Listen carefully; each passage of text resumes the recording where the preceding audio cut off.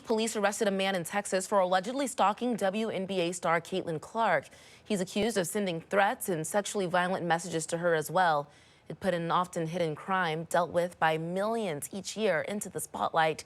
As January marks Stalking Awareness Month, Steve is down in the ARC Lounge right now with David Quinlan, Communications Manager at the Washington State Criminal Justice Training Commission, to talk more about this issue. Steve? Yeah, good to see you again, David. And I feel like this is one of those types of things that's not talked about a lot in terms of stalking. And she just mentioned January is, Stalking Month. Why do you think this is important to sort of bring this to the forefront and put some focus on it? Yeah, it's good to be here, Steve, and it's critical because stalking is a serious and pervasive crime. It impacts millions of people every single year.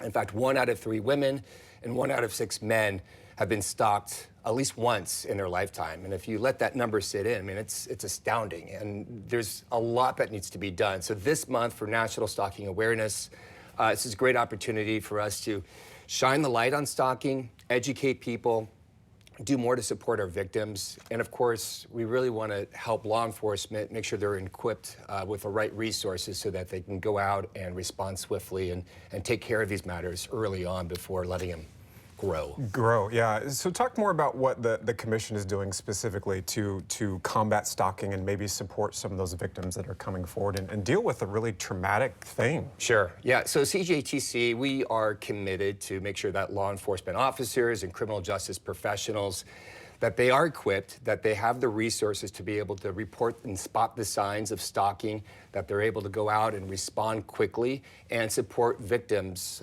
effectively and protect victims effectively. So part of our gender-related crimes program, we have this specialized training that we're going to be rolling out later in the year specifically on stalking. And it's going to teach officers the fundamentals, everything from report building, investigations, digital forensics, all the way to hands-on real-life simulations. And so what we're trying to do is actually put a dent in those numbers and those statistics, which are alarming, impact so many young people especially. So by doing this, it's going to take a long time. There's a lot of work to be done, but this is a giant first step for the Academy, for the state of Washington, but it's going to take all of us. Why is it important, do you think, to have officers go through that type of training and have kind of the skills in their tool belt, so to speak, to address something like this and deal with the victims? Sure, it's practice and theory. I think anytime you have real-life simulations, it's going to help officers in a controlled and innovative environment to enhance their decision-making skills. They're going to be able to build cases a lot better. They're going to do a better job of working with the victims and pressing hard on the alleged perpetrators. So that hands-on training, it's only going to help, and it's really going to educate our law enforcement community, and I think the community around us, just on the seriousness of stalking. Oftentimes all of this stuff, Steve, goes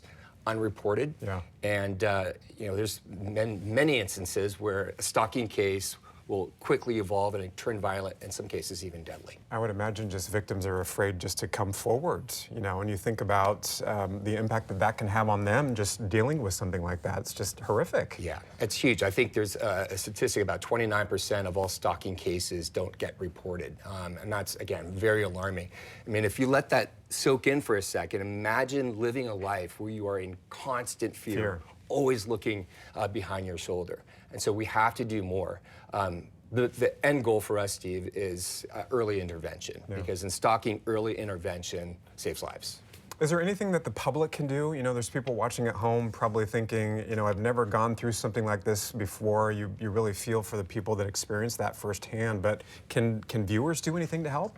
Yeah, I think so. I mean, I think this is a first step, a big step, just having the conversation, bringing awareness to the problem, letting people know how serious it is, and it's okay to speak up. So understanding what the signs are, being able to report it early on. Again, like I said, you want to make that early intervention is critical. And just, giving law enforcement the tools and training that they need to go out and do their job. And so I think a combination of all of this is going to help. I know January is Stalking Awareness Month, but this needs to stretch on way beyond. So at least we're having the conversation today, and a lot more work needs to be done. I know you talked about how widespread this is, and I'm sure the stats are pretty staggering. Do you have any more figures on how big of a problem this really is? Sure. Yeah, I think what sticks out to me is the young people there. Over 50% of people stalked before the age of 25. Wow. And that's crazy. 18 to 24-year-olds experience the highest rate of stalking.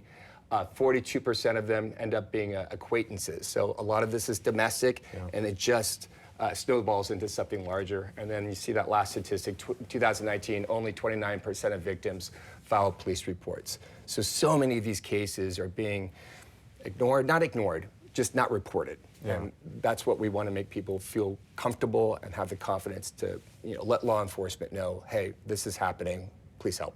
I know that I wanted to switch gears a little bit because I know that you joined the commission just a matter of months ago, and we don't hear about, or at least maybe the public might not be aware of the work that the commission does, but explain that for us. What does the commission do? Sure. Besides obviously focusing on very serious issues like stalking. Absolutely. It's all about community policing, and we do a lot of law enforcement training with our peace officers and police officers across the state. That includes correctional officers, sheriff deputies, police officers. We're responsible for certification of officers.